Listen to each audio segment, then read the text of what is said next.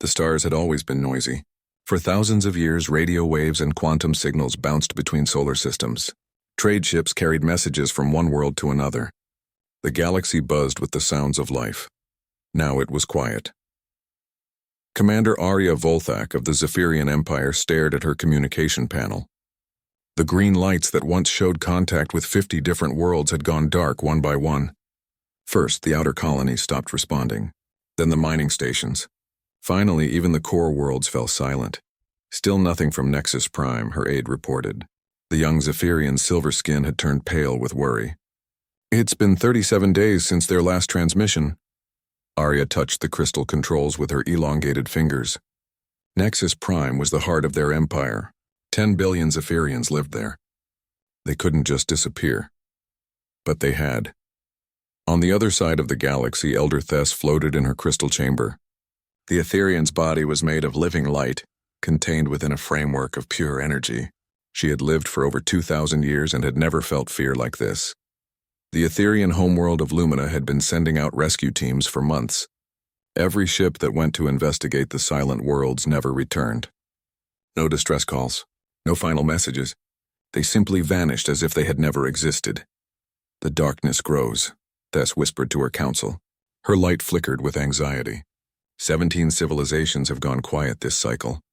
The mechanoids, the floating cities of Aquaros, even the warlike Sectari. The other Etherians dimmed their glow in fear. If the Sectari were gone, who could fight whatever was causing this? Deep in the Andromeda sector, the massive ships of the Crystal Builders hung motionless in space. These ancient beings had constructed wonders that spanned entire star systems. Their ring worlds could house trillions of people. Their space elevators reached from planet surfaces to their moons, but their ships no longer moved. Their communications had stopped. The lights in their great cities had gone out.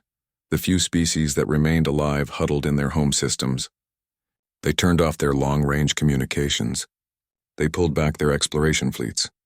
They built walls of metal and energy around their worlds and prayed that whatever was taking the others would pass them by. The Kethvar were the first to name it.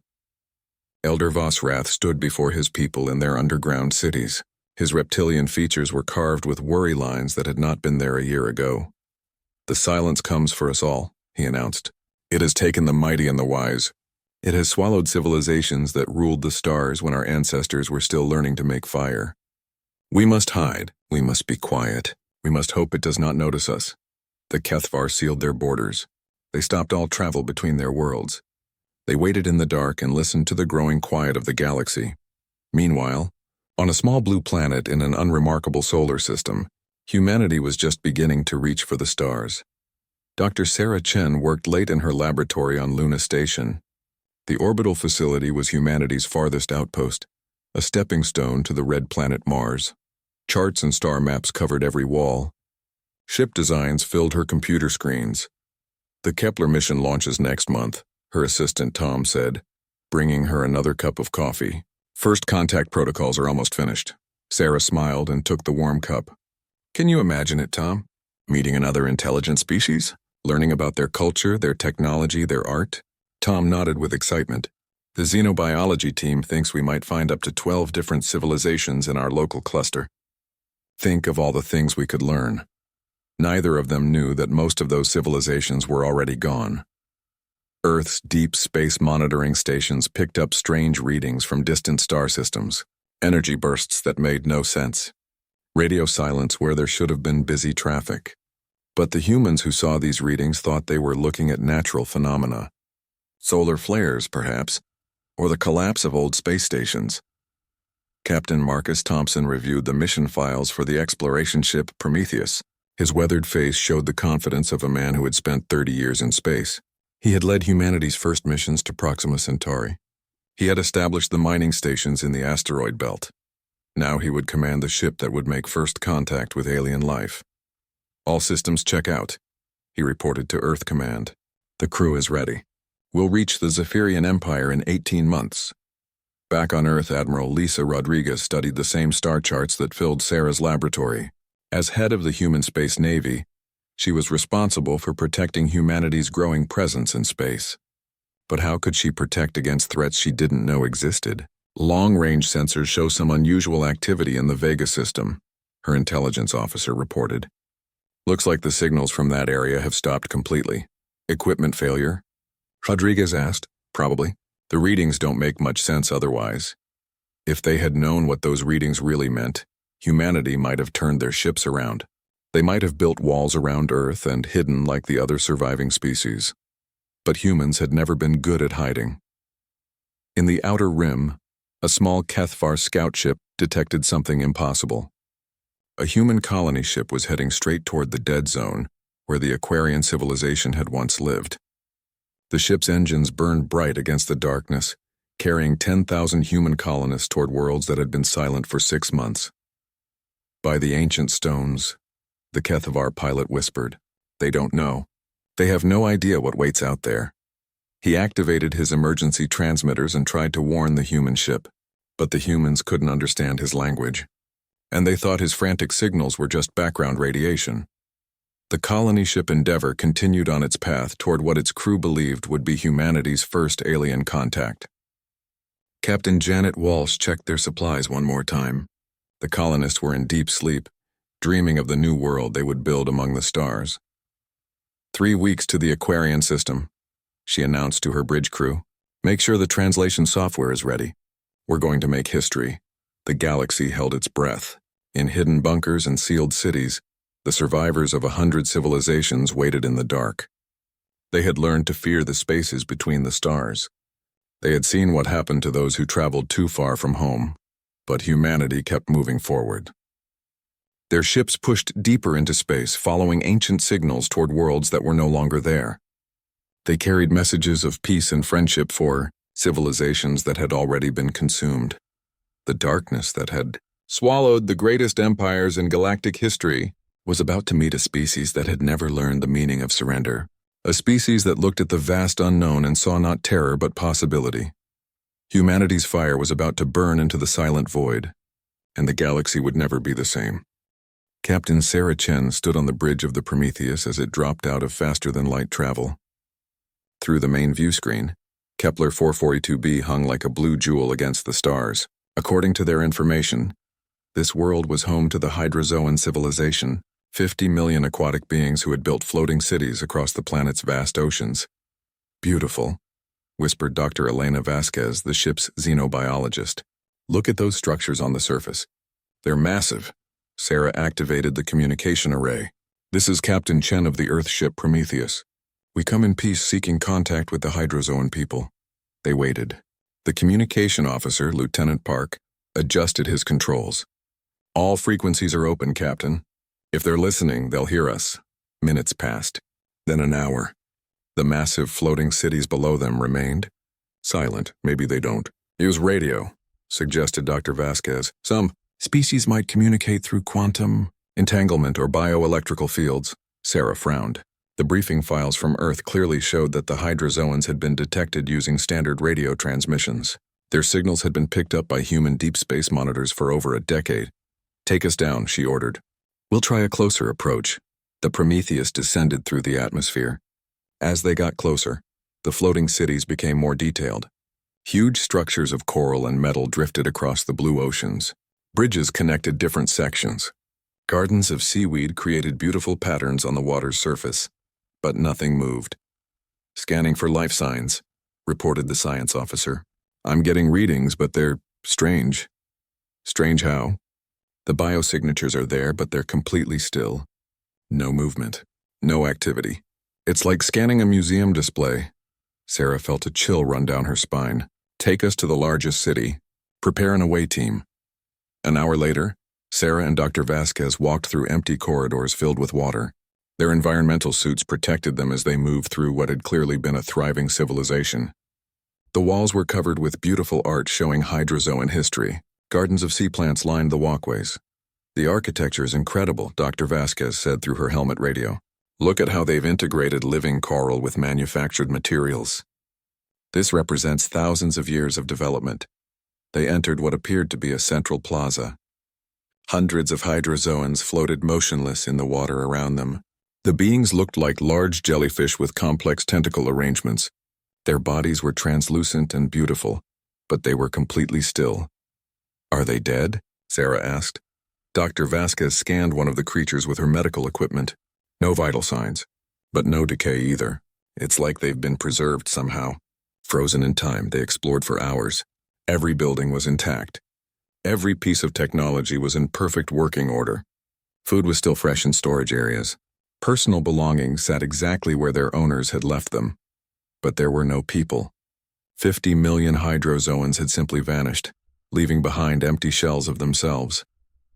The Prometheus left Kepler 442b with more questions than answers. Sarah sent her report back to Earth Command, but the communication delay meant it would be months before they received new orders.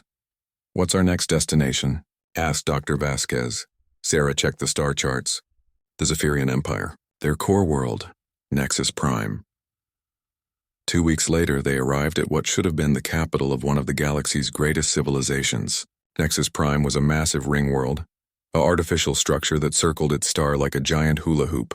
It was large enough to house 10 billion people and advanced enough to harness the power of its sun directly. But the lights were out. No response to hails, reported Lieutenant Park. No energy. Signatures from the major population centers. They docked with one of the outer stations. The technology was far beyond anything humanity had ever seen. Crystal matrices that seemed to think for themselves. Energy conduits that bent space around them. Gravity generators that could create pockets of different physics. And it was all abandoned. "This is impossible," Dr. Vasquez said as they walked through a Zephyrian laboratory. "Look at this equipment. They were working on projects that are centuries ahead of our science. How does a civilization this advanced just disappear?" Sarah picked up a crystal tablet from a workstation. The screen activated at her touch, showing complex mathematical formulas. They didn't leave by choice. "Look at this." They were in the middle of experiments, research projects, daily life. They found the same pattern everywhere they went. Advanced civilizations all abandoned, all perfectly preserved, all empty. After the fifth dead world, the crew of the Prometheus was starting to feel the strain. They had set out expecting to make first contact with thriving alien cultures. Instead, they were flying through a graveyard. "Maybe they all moved somewhere else," suggested Engineer Watson during a crew meeting. "Like a mass migration to another galaxy, without taking anything with them?" Dr. Vasquez shook her head. "These aren't signs of planned evacuation. These are signs of something else." "What kind of something else?" Sarah asked. "I don't know, but I'm starting to think we need to be very careful." Their answer came at the edge of the Vega system. The Prometheus detected a small ship hiding behind a gas giant's moon. The vessel was unlike anything in their databases, but it was clearly trying to avoid detection. "Unknown vessel, this is Captain Chen of the Earth ship Prometheus. Please respond." For a moment, nothing happened. Then a crackling voice came through their communications. The words were in a language they had never heard, but the tone was clear. "Fear. Computer activate universal translator," Sarah ordered. The alien voice came through more clearly now. "Human ship. Why do you travel the dead zones? Turn back. The silence will take you too." "This is Captain Chen. We mean no harm. Can you help us understand what has happened here?" A long pause. Then, You really don't know. Your people don't know about the Devourers. Please help us understand." Another pause. "Follow us. But keep your weapons ready. And if you see anything that shouldn't be there, run." The alien ship led them to a hidden asteroid base. As they docked, Sarah got her first look at the beings who had contacted them. They were reptilian creatures about the same size as humans but covered in dark green scales. Their eyes were large and filled with intelligence. Elder Vosrath met them at the airlock. His English was broken but understandable. "I am what you would call leader here. You are humans, yes? From the small blue world?" "Yes," Sarah said. "I'm Captain Chen. We're explorers from Earth." Vosrath's scales darkened with what seemed like disbelief. "Explorers. In the dead zones. Your people have much courage, or much foolishness." He led them to a central chamber where dozens of other reptilian beings watched them with curious eyes. The walls were covered with star charts showing the positions of different civilizations. Most of the markers were colored red. "Dead worlds," Vosrath explained, pointing to the red markers. "Taken by the silence, consumed by the Devourers, all gone now." "What are the Devourers?" Dr. Vasquez asked. Vosrath's scales turned pale. Beings from between, not from our space. They eat, how to say, they eat thoughts. They eat life itself. They took the strong ones first. The Zephyrians with their crystal technology. The Etherians with their light bodies. The great builders who made the ring worlds. Sarah felt cold understanding creep into her mind. They're the reason all these civilizations are empty. Yes, the Devourers come like a shadow. They take the life force, the consciousness, everything that makes a being alive. They leave the bodies behind like empty shells. We who remain, we hide. We stay quiet. We hope they do not notice us. How long has this been happening? 100 of your years, maybe more? Each cycle, more worlds go silent. Each cycle, the safe zones grow smaller. Vossarath looked at Sarah with something like pity. Your people travel where angels fear to walk. Why do you not hide like the rest of us? Sarah looked around the room at the frightened faces of the Kethvar. These were the survivors of a galactic catastrophe that humanity didn't even know was happening. They were hiding in asteroid bases and sealed bunkers while something consumed civilization after civilization. Because we didn't know, she said quietly. We thought we were going to meet friends. We thought the galaxy was full of life. It was, Vossarath said sadly. Now it is full of death, and the Devourers grow stronger with each world they take. As the Prometheus prepared to leave the Kethvar base with this terrible new knowledge, Sarah wondered what Earth would do when they learned the truth. Humanity had been expanding into space with dreams of exploration and discovery. Now they knew they were flying into the territory of something that had already consumed the greatest civilizations in the galaxy. The research station at Wolf 359 was humanity's farthest outpost. Dr. James Riley had volunteered to spend 2 years there, studying cosmic radiation and deep space phenomena. He thought the isolation would give him time to focus on his work. He never expected to become humanity's first witness to the Devourers. Earth Control. This is Wolf 359 Research Station.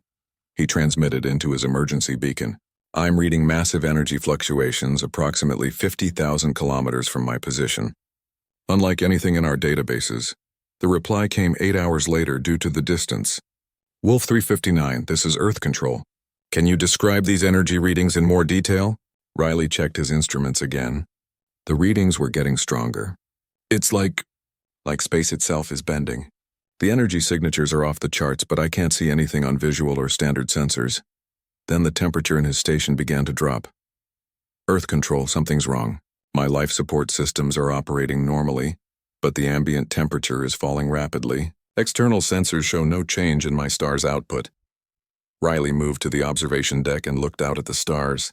Everything appeared normal, but something felt different, wrong, like the space around him was becoming hungry. His communication equipment started picking up strange signals. Not radio waves or quantum transmissions, but something else, something that made his head hurt when he tried to listen to it. Earth Control, I'm detecting. I don't know how to describe this. It's like voices, but not voices. Like thoughts that aren't thoughts.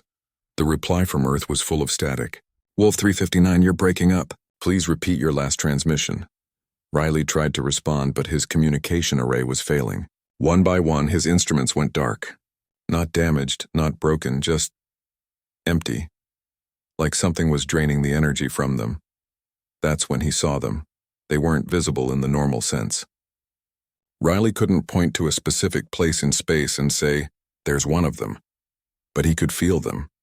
Shapes that existed between dimensions. Beings made of hunger and darkness that moved through space like sharks through water. My God, he whispered into his failing recorder. They're here. The things that took the other civilizations. I can see them now. They're not from our reality. They're from somewhere else, somewhere cold and empty.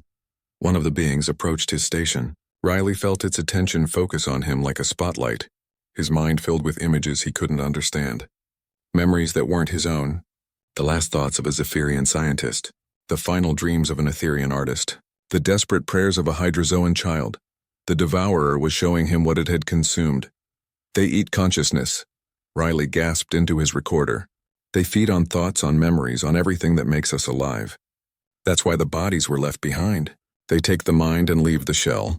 The being pressed closer to his station. Riley felt his own thoughts being examined, tasted, evaluated. For a moment, he was certain he was about to join the billions of beings this creature had already consumed. But then something strange happened. The devourer pulled back. Riley's mind was chaotic, filled with random thoughts, wild emotions, and illogical jumps from one idea to another. Where other species thought in ordered patterns, humans created a constant storm of consciousness. The devourer tried to feed, but Riley's thoughts were like trying to drink from a fire hose. It can't process human thoughts, Riley whispered in amazement. We're too random, too chaotic. Our minds are like static to them. The devourer tried again, pressing its attention harder against Riley's consciousness. But human thoughts moved too fast, changed too quickly, jumped too randomly between topics. It was like trying to grab water with your bare hands. Frustrated, the being moved away from the station. Riley watched as the group of devourers continued their journey through space, heading toward the inner solar system where Earth hung like a blue target. Earth control, Riley transmitted with his last working emergency beacon. They're coming for us. But I think we might have a chance. They can't feed on human consciousness the way they fed on the others. Our minds are different, chaotic, protected somehow. The transmission cut out as the last of his equipment failed. Riley was left alone in a dark station, but he was alive. The devourers had moved on, unable to consume what they couldn't understand. 3 days later, a human rescue ship found Riley's station. He was weak and half-frozen but alive.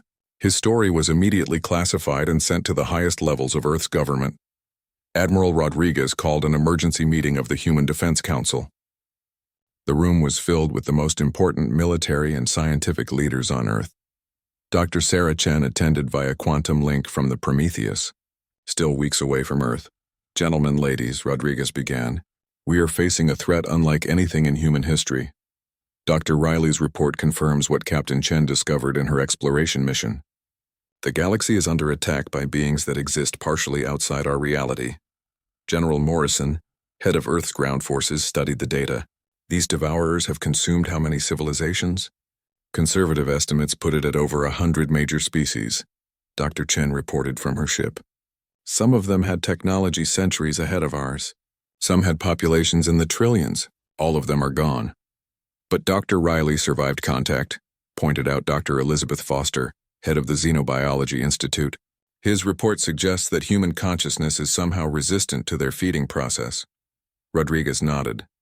That brings us to the question we need to answer. Do we run and hide like the other survivors? Or do we fight? The room erupted in discussion. Some argued for immediate evacuation of all human colonies. Others wanted to build massive defense stations around Earth.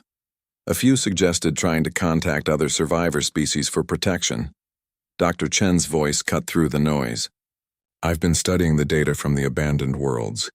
Every species the devourers consumed had one thing in common. They were logical, organized, predictable. Their thoughts followed clear patterns. What are you suggesting? Asked Rodriguez. I'm suggesting that our greatest weakness might be our greatest strength. Humans are chaotic thinkers. We jump from topic to topic. We feel emotions that contradict our logic. We make decisions based on intuition rather than calculation. To an organized mind, we probably seem completely insane. Dr. Foster leaned forward. You think our mental chaos actually protects us? Dr. Riley's survival suggests it. The devourer couldn't process his thoughts. They were too random, too emotionally driven, too human. General Morrison stood up. So you're saying we should fight these things because we're crazy enough to survive them? I'm saying we might be the only species left that can fight them, Dr. Chen replied. Every other civilization thought logically about this threat and hid. But logic is exactly what makes them vulnerable to the devourers. Our illogical, chaotic, stubborn human nature might be the one thing they can't consume. Admiral Rodriguez looked around the room. We have survivor colonies scattered across 12 star systems. We have exploration ships like the Prometheus discovering the scope of this threat. And we have Dr. Riley's proof that humans can survive direct contact with these beings. She stood up and activated the holographic display showing human space. The question isn't whether we can survive this threat. The question is whether we're going to let the galaxy die while we hide in our solar system. Dr. Chen's image flickered on the screen. Admiral, I've been in contact with Elder Vosrath of the Kethvar. His people are terrified, but they're also desperate. They know that hiding won't work forever. The devourers are getting stronger with each civilization they consume. What are you proposing, Captain? The Kethavar have stealth technology that could help us move undetected. Other survivor species have different advantages. If we could unite them, coordinate our efforts. General Morrison shook his head. A handful of scared refugees against beings that destroyed the greatest empires in galactic history? It's suicide, maybe, Dr. Chen agreed, but it's better than waiting to die. And we have something the other species never had when they face this threat. What's that? We have nothing left to lose. Every other species the Devourers attacked was at the height of their civilization. They had great cities to protect, ancient cultures to preserve, billions of lives to consider. They thought defensively because they had so much to defend. Dr. Chen's voice grew stronger. But humanity is still young. We're still expanding. We're used to taking risks and fighting against impossible odds. We don't think about what we might lose. We think about what we might win. Admiral Rodriguez looked around the room one more time. The faces of Earth's leaders showed fear, but also determination. Humanity had always been a species that ran toward danger instead of away from it. All in favor of organizing a resistance against the Devourers. Every hand in the room went up. The decision was made. Humanity would not hide. They would not run. They would fight back against the darkness that had consumed the galaxy, and they would teach the stars what it meant to be human. 6 months after the Human Defense Council's decision, the first joint operation between humanity and the survivor species was about to begin. Captain Sarah Chen stood on the bridge of the newly commissioned HSS Defiance, watching as ships from a dozen different species assembled around them. The Kethavar had contributed their stealth technology, making human ships nearly invisible to standard sensors. The mechanical forge builders, survivors of a silicon-based civilization, had provided weapons that could manipulate matter at the atomic level. Even a few scattered Etherians had emerged from hiding, their light-based bodies offering unique insights into energy manipulation. But the real weapon was something no one had expected to use in war. Human volunteers Dr. Elena Vasquez had spent months studying the survivors of Devourer attacks. The few beings who had lived through direct contact all showed the same pattern. Their minds had been partially consumed, leaving them with strange gaps in their memories and thought processes. It's like they've been partially digested, she explained to the assembled commanders. The Devourers drain consciousness in a specific way. They start with ordered thoughts, logical processes, and clear memories. That's what they can easily absorb. Admiral Marcus Thompson, now commanding the Joint Resistance Fleet, studied her data. But humans think differently. Exactly. Our thoughts are chaotic. We mix emotion with logic. We jump from serious topics to random jokes. We make decisions based on gut feelings that contradict all evidence. To a devourer, trying to feed on human consciousness is like trying to eat a whirlwind. The plan they developed was unprecedented in galactic history. Teams of human volunteers would be trained to create what Dr. Vasquez called cognitive interference. By focusing their chaotic thought patterns, humans could generate mental static that disrupted devourer feeding processes. Lieutenant Maria Santos was one of the first volunteers. She sat in a meditation chamber on the Defiance, surrounded by alien technology that monitored her brain patterns. Her job was to think as chaotically as possible, while maintaining enough focus to follow orders. Remember, Dr. Vasquez said through the intercom, let your mind wander. Don't try to be logical. Think about your childhood, then quantum physics, then what you had for breakfast. Mix it all together. Maria closed her eyes and let her thoughts run wild. She remembered her grandmother's cooking, wondered if aliens had birthdays, calculated the orbital mechanics of the ship they were on, worried about her pet cat back on Earth, and tried to remember the lyrics to an old song all at the same time. The monitoring equipment showed her brain activity as a storm of contradictory signals. Perfect. Excellent. Lieutenant, Dr. Vasquez confirmed. You're generating enough interference to disrupt devourer feeding in a radius of several hundred meters. The technique was exhausting. Human volunteers could only maintain the cognitive interference for short periods before their minds became overwhelmed. But it worked. The first test came at the ruins of Zephyria Prime, the former capital of the Zephyrian Empire. Long-range sensors had detected devourer presence in the system, feeding on the residual consciousness left in the abandoned cities. Admiral Thompson commanded the assault fleet from the bridge of the Defiance. Beside him, Captain Chen coordinated the human interference teams. In the surrounding ships, commanders from a dozen species waited for orders they had never thought they would give. "Remember," Thompson announced to the fleet, "we're not trying to destroy them. We don't even know if that's possible.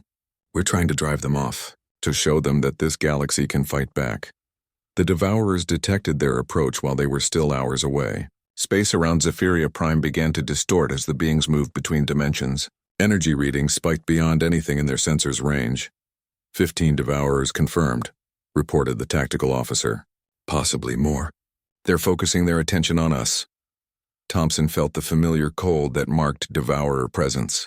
The temperature on the bridge dropped despite perfectly functioning life support. Several crew members reported headaches as the beings probed the edges of their consciousness. "Activate cognitive interference." "All teams," Chen ordered. Throughout the fleet, human volunteers began their chaotic thinking exercises. Maria Santos focused on random memories while calculating impossible math problems. Technical Sergeant Park thought about his favorite movies while composing terrible poetry in his head. Dr. Rebecca Walsh mixed childhood nursery rhymes with complex medical procedures. The effect was immediate. The probing pressure on everyone's minds decreased. The Devourers, accustomed to feeding on ordered thoughts, recoiled from the storm of human consciousness like sharks encountering electric eels. "It's working," Chen reported with amazement. "They're backing off." But the Devourers adapted quickly. Instead of trying to feed on the human thoughts directly, they began attacking the ships themselves. Beams of pure entropy struck the fleet, trying to drain energy from their engines and weapons. "Forge Builder weapons online," announced Commander Vexitai from his mechanical ship, targeting Devourer energy signatures. The silicon-based beings had weapons that could reshape reality at the quantum level. Streams of restructured matter struck the Devourers, forcing them to maintain more solid forms. The beings had trouble feeding while fighting off attacks on their physical existence. "Kethvar stealth ships begin flanking maneuvers," ordered Admiral Thompson. "Hit them from multiple angles." The reptilian ships seemed to appear from nowhere, their stealth technology making them nearly invisible. They couldn't hurt the Devourers directly, but they could disrupt their dimensional movements, forcing them to remain in normal space where they were more vulnerable. The battle raged for hours. The Devourers tried again and again to feed on the fleet's consciousness, but the human interference teams blocked them each time. Frustrated, the beings began retreating toward the outer edge of the system. "They're leaving," reported the tactical officer with disbelief. Admiral Thompson couldn't believe it either.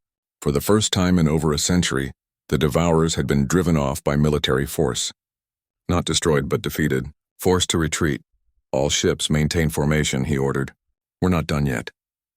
The fleet followed the retreating Devourers to the edge of the system, maintaining pressure with their combined weapons and human interference. The beings tried several times to regroup and attack, but the chaotic nature of human thought patterns made it impossible for them to feed effectively. Finally, the Devourers vanished entirely, retreating to whatever dimension they had come from. The victory celebration aboard the Defiance was unlike anything in galactic history. Species that had been hiding in fear for generations were dancing together in the corridors. The Kethvar performed traditional war songs. The Etherians pulsed with brilliant light displays. Even the mechanical forge builders showed emotional responses through their optical sensors. "We actually did it," Captain Chen said, slumping in her chair with exhaustion. "We drove them off." Dr. Vasquez was analyzing the battle data. "The cognitive interference worked even better than we hoped." The Devourers couldn't adapt to it. They're used to consuming ordered thoughts, but human consciousness is too chaotic for them to process. Admiral Thompson opened a communication channel to the entire fleet. "Today we proved that the galaxy doesn't have to accept defeat. We showed the Devourers that there are still species willing to fight back. But even as they celebrated, everyone knew this was just the beginning. The Devourers had retreated, but they were still out there, still consuming other worlds, still growing stronger with each civilization they absorbed." Elder Vosrath's voice came through the communication system from his ship. "Admiral Thompson, my people have monitored communications from other survivor groups. Word of our victory is spreading." "What kind of word?" "Hope, Admiral. For the first time in 100 years. The survivors are talking about hope. Species that have been hiding are asking to join our resistance. The floating cities of Akaros have emerged from their deep ocean bunkers. The tree speakers of Verdania are sending representatives. Captain Chen looked at the star charts showing the positions of known survivor groups, small dots of life scattered across a galaxy that had been going dark for a century. How many do you think will join us? She asked. All of them, Admiral Thompson said with certainty. Because we've given them something they thought was lost forever. We've given them a reason to fight. The Resistance fleet began its journey back to human space, but they were no longer alone. Ships from other species joined them at every star system. The galaxy was waking up from its long nightmare of fear. And at the center of it all, human volunteers continued their chaotic thinking exercises, creating the mental static that had proven to be the Devourer's weakness. It wasn't advanced technology or ancient wisdom that was saving the galaxy. It was the simple, chaotic, impossibly stubborn human refusal to think in straight lines. 2 years after the first victory at Zephyria Prime, the galaxy was at war. Not the kind of war anyone had expected, but a strange conflict fought as much with thoughts as with weapons. Admiral Marcus Thompson stood in the command center of Unity Station, a massive space platform built in the neutral zone between human space and the galactic core. Representatives from over 30 survivor species worked side by side, coordinating resistance efforts across thousands of star systems. Status report, Thompson requested from his aide. Commander Park consulted his tablet. The liberation of the cetacean worlds was successful. Captain Chen's task force reported minimal devourer resistance. The aquatic species there have agreed to join the resistance. Thompson nodded and turned to the holographic display showing the galaxy. Red zones marked areas still controlled by the devourers. Blue zones showed liberated space.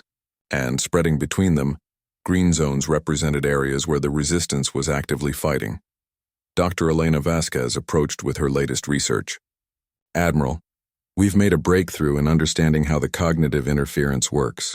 It's not just that human thoughts are chaotic. We actually generate a specific type of mental energy that disrupts their feeding process. Can other species learn to do it? Some can. The Kethvar have natural mental barriers that help. The Etherians can modify their light-based consciousness to create similar effects, but humans are still the most effective. The war had changed humanity in ways no one had expected. Human volunteers who spent months generating cognitive interference developed enhanced mental abilities. Lieutenant Maria Santos, one of the first volunteers, could now sense Devourer presence from incredible distances. It's like they've opened parts of their minds that were always there, Dr. Vasquez explained. Extended exposure to the interference technique is evolving human consciousness. Captain Sarah Chen's voice crackled through the communication system from her ship in the Andromeda sector. Admiral, we've reached the edge of the core zone. The Devourer presence here is unlike anything we've encountered. The galactic core had become the Devourer's stronghold. Long-range sensors showed massive energy concentrations there, far beyond anything they had faced in the outer systems. What are you seeing, Captain? Something impossible, Chen replied. There are structures here, massive geometric shapes that exist in multiple dimensions simultaneously, and I'm detecting consciousness patterns from billions of beings.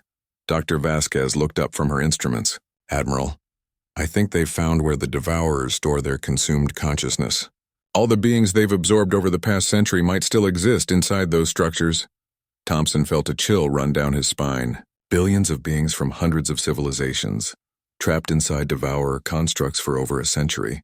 The greatest minds in galactic history, held prisoner by creatures from another dimension. Captain Chen, can we mount a rescue operation? Unknown, sir. The energy readings are off our scales. We'd need our entire fleet, plus every cognitive interference specialist we have. Elder Vossarath's scaled head appeared on one of the communication screens. Admiral Thompson, my people's ancient stories speak of the deep dark, a place where thoughts go to die. If your Captain Chen has found it, then this may be our only chance to strike at the heart of the Devourer Empire. The decision was made within hours. Every ship in the Resistance fleet began moving toward the galactic core. Human volunteers prepared for the largest cognitive interference operation in history. Allied species contributed every weapon and defensive system they had. But as they approached the core zone, the true scale of the challenge became clear. The Devourer constructs were larger than star systems, geometric shapes that twisted through dimensions, containing the preserved consciousness of entire civilizations, and defending them were more Devourers than anyone had imagined possible. I count over 1,000 entities, reported the tactical officer aboard the Defiance. Energy signatures suggest they've been feeding off the stored consciousness for decades, growing stronger. Admiral Thompson looked at the impossible odds and felt something that had driven humanity since they first looked at the stars: the absolute refusal to give up. All ships, prepare for combat. Cognitive interference teams, maximum output. We're going to free every being those creatures have trapped. The battle that followed would be remembered for millennia. Human ships, supported by dozens of allied species, fought their way through dimensions warped by devourer technology.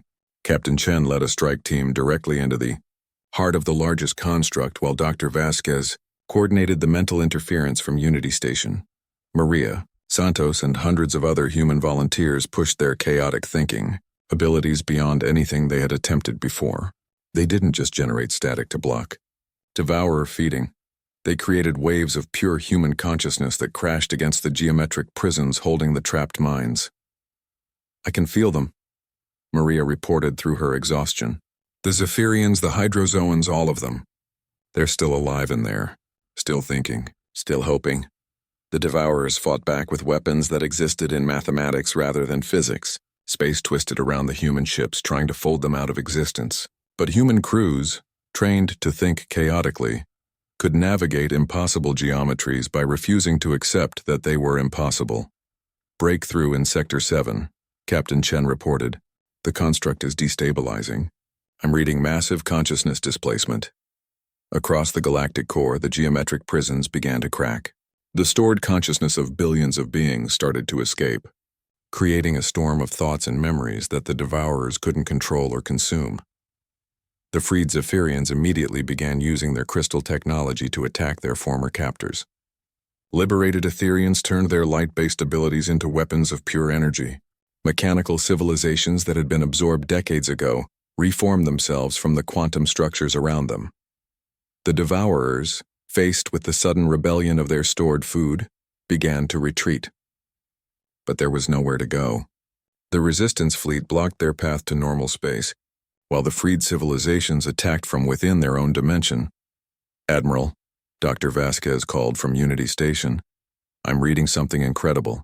The freed consciousness is learning to resist devourer feeding techniques. They're using human-style cognitive interference." It was true. The billions of beings freed from the geometric prisons had learned from their human rescuers. They were thinking chaotically, emotionally, illogically. They were thinking like humans.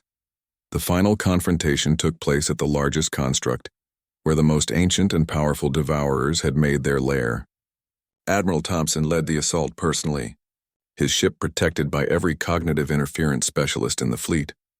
As they broke through the final barriers, Thompson found himself face to face with the original devourers, beings of pure hunger that had existed since before galaxies formed, creatures that had consumed the thoughts of countless universes, but they had never encountered anything like humanity.